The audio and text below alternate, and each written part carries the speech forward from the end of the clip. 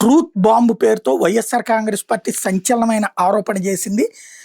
ఇది రాబందుల ప్రభుత్వం ప్రజల ప్రాణాలతో చెలగాటం అన్నటువంటిది ఒక ట్వీట్ చేసుకొస్తూ కొన్ని కీలకమైన అంశాలను ప్రస్తావించింది. చంద్రబాబు సర్కార్కి ప్రజల ప్రాణాలు ముఖ్యమా, తన వాళ్ళకి పార్టీకి దోచిపెట్టడం ముఖ్యమా అంటే దోచిపెట్టడమే ముఖ్యమని 108, 104 కాంట్రాక్ట్ టీపీ నేత డాక్టర్ పవన్ కుమార్ డైరెక్టర్గా ఉన్న భవ్య హెల్త్ సర్వీసెస్ ప్రైవేట్ లిమిటెడ్కి కట్టబెట్టడం చూస్తే అర్థమవుతుంది.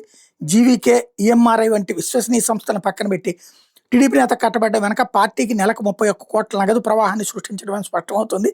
అంటే దాదాపు 2,000 కోట్ల కుంభకోణం అన్నమాట అన్నటువంటి పాయింట్ని మెన్షన్ చేసుకొస్తూ హైలైట్ చేసుకొచ్చింది. అయితే ఇక్కడే అంశం వల్ల ఏంటంటే ఆ సదరు సంస్థ టెండర్ల ద్వారా తీసుకున్నదా లేకపోతే డైరెక్ట్గా టెండర్లు లేకుండా కనుక తీసుకుంటే ఖచ్చితంగా తప్పు అవుతుంది.